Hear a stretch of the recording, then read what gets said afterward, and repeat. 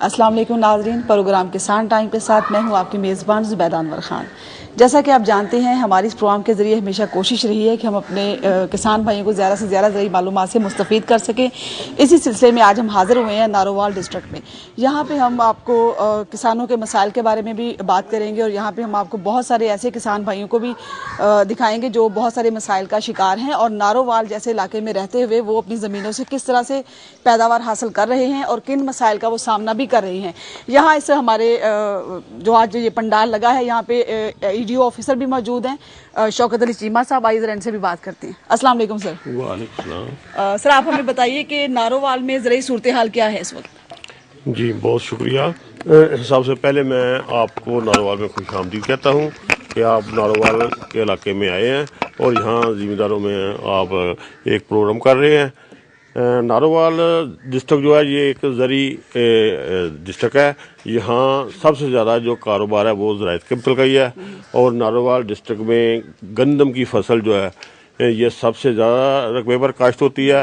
इस वक्त जो हमारी हालिया गंदम की फसल है ये तो कोई 4,10,000 एकड़ रकबा पर काश्त की गई है और फसल की हालत जो है अच्छी है। हालिया जो बारिशें हुई हैं इनसे भी फसल को बड़े मुस्बत उस पर असरात हो रहे हैं और कोई नुकसान का अंदेशा नहीं है।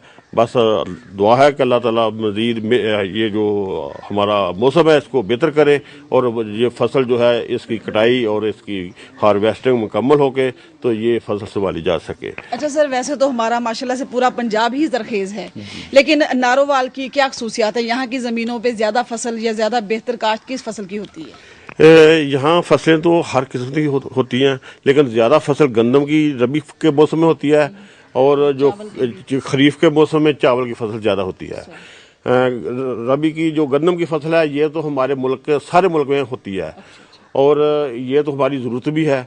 जो चावल की फसल है वो नारोवाल में इसलिए ज़्यादा होती है कि यहाँ नारोवाल के इलाके का जो चावल है ये बहुत अच्छा है और इसकी बाहर दूसरी दुनिया में दूसरे मुल्कों में बहुत मांग है।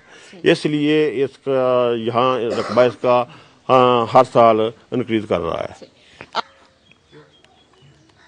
सर, आपने ईडीओ एग्री होने के नाते इन किसान भाइयों के मसाइल के लिए भी यकीनन आवाज़ बुलंद की होगी, तो आप कहाँ पे देख रहे हैं कि हुकूमती इक़दाम से मुतमिन हैं यहाँ के लोग? देखें जी, इस वक्त जो सूरत हाल है इससे जो बिजली की लोड शेडिंग है, तेल की कीमतें बहुत ज़्यादा हैं और ज़मींदारों को ख़र्चा बहुत पड़ रहा है और फिर उनकी जो प्रोड्यूस होती है वो सही उनको उसके लिए जो वो उजरत है वो नहीं मिलती। तो इसमें इन हालात में कहना कि ज़मींदार मुतमईन है ये तो बहुत मुश्किल है।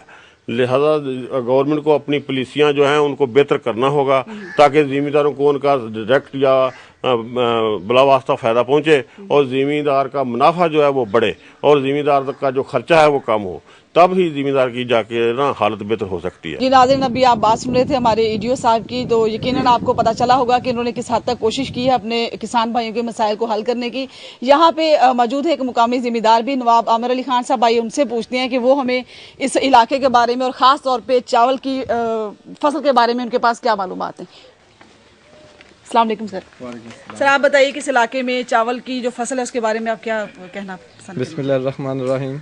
सबसे पहले तो मैं चैनल 5 की टीम का बहुत शुक्रगुजार हूँ कि आपने हमारे जैसे पसमानदा इलाके में आने की जहमत की और हम जो यहाँ का एक बड़ा ही पिसा हुआ ज़िम्मेदार है या काश्तकार है उसको आपने आवाज़ बुलंद करने का एक मौका दिया। चावल के हवाले से मैं ये कहूँगा कि हमारा बेसिकली नारोवाल एक चावल का ही जोन है जो आज से नहीं, आज से 100 साल से तकरीबन यहाँ चावल की काश्त हो रही है। और जैसे हमारे ईडीओ साहब ने बताया कि हमारे इलाके का चावल बाकी पूरे पाकिस्तान में खुशबू और साइज़ के हिसाब से नारोवाल का चावल नंबर 1 गिना जाता है। इसकी मैं छोटी सी मिसाल ये दूंगा कि अगर बाकी पूरे पाकिस्तान में चावल 2000 रुपये मन होगा तो नारोवाल का चावल 2100 रुपये, 2150 रुपये मन होगा। इसके रेट का भी फ़र्क उसकी क्वालिटी की वजह से तरजीह दी जाती है। जी हाँ, लेकिन जो अब आजकल हमारे मुल्की हालात हैं, जो ज़मींदार के साथ ज़ालमाना रवैया अख्तियार किया हुआ इस गवर्नमेंट ने, उस पर मैं कहना चाहूँगा कि चावल की काश्त नारोवाल में बारिशों की कमी की वजह से, क्योंकि मौसम के हालात तब्दील हो रहे हैं और बारिशों की कमी की वजह से चावल की काश्त पे काफ़ी असर अंदाज हो रहे हैं हालात और मौसम। बिजली बिल्कुल नहीं आ रही, 2 घंटे या 3 घंटे के लिए बिजली आती है, जिस एकड़ में पानी लगता है वो 2 कनाल पूरे दिन में उसी 2 कनाल में बार बार पानी रहता है। और डीजल बहुत महंगा हो चुका है, खादों के रेट बहुत ज़्यादा हैं, और पिछले साल की निस्बत इस दफ़ा चावल की काश्त काफ़ी ज़्यादा कम रकबे पर काश्त होगी, जिसकी वजह लोड शेडिंग और तेल है। अभी आमिर साहब आपने फरमाया कि इस दफ़ा जो काश्त है वो कम होने के इम्कानात हैं, तो क्या आप नहीं समझते कि इसकी पैदावार कम होने से किसान की जो है वो घरेलू ज़िंदगी भी मुतासिर होगी और वो उसको आमदन हासिल नहीं हो पाएगी जो वो करना चाहता है अपनी ज़रूरियात को पूरा करने के लिए, तो इसके क्या असरात मुरतब हो सकते हैं? जी, आपका सवाल माशाल्लाह बहुत अच्छा है, और मैं इसमें यही कहूँगा कि बिल्कुल ये आपकी बात सही है कि पैदावार बढ़ेगी तो आप किसान की आमदन बढ़ेगी, उसके हालात ठीक होंगे, उसकी माशरती जो कारोबार है वो ठीक, ज़रूरियात पूरी होंगी, लेकिन उसमें किसान मजबूर है। यहाँ अगर हम अब डीज़ल की बात करते हैं, जिस किसान के पास मोटर नहीं है, ट्यूबवेल नहीं है, वो डीज़ल पे मूंजी नामुमकिन लगे, क्योंकि अगर मूंजी आपकी 30,000 रुपये की एकड़ में से होगी तो डीज़ल का खर्चा है 35,000 रुपये। किसान की मजबूरी है कि वो मूंजी से और चावल से पीछे हटना शुरू हो जाएगा। और ये मैं समझता हूँ कि हमारे लिए जो एक ज़राअत का मुल्क है, जिसकी बुनियाद रीढ़ की हड्डी सब कहते हैं कि ज़राअत है, और अब हम उसको ही तबाह करने पे लग गए हैं, और ये मेरा ख्याल कि बहुत एक अफसोसनाक मुस्तकबिल की तरफ हम बढ़ रहे हैं। जी नाज़रीन, हम बात कर रहे थे अभी नारोवाल में चावल की काश्त के हवाले से, वो तो आपने सुन लिया, लेकिन एक और अहम फसल है गंदम। तो गंदम के हवाले से भी इनसे पूछते हैं कि यहाँ पे उसकी ज़रूरी सूरत हाल क्या है और उसके बाद उसको मार्केट में क्या मुकाम हासिल। तो हमारे जैसे ईडीओ साहब ने बताया और कि हमारे डिस्ट्रिक्ट नारोवाल में तकरीबन 4,15,000 एकड़ पर गंदम की काश्त हुई है, और सरकारी हदफ जो ख़रीदारी का है वो है तकरीबन 3,65,000, यानी फ़ी एकड़ हमसे 70 किलो गंदम फ़ी एकड़ गवर्नमेंट खरीदेगी। उसके बाद जो बाकी गंदम की फसल होती है वो ज़िम्मेदार मजबूर है आड़तियों को और मिलों वालों को, राइस मिलों को 800 से लेकर 850 रुपये देने तक। वो जो 250-300 रुपये एक मन का 100 kg का या बोरी का आप कह लें मुनाफा होता है, वो सिर्फ और सिर्फ एक मिडल मैन आड़ती लेता है या एक राइस मिल वाला लेता है।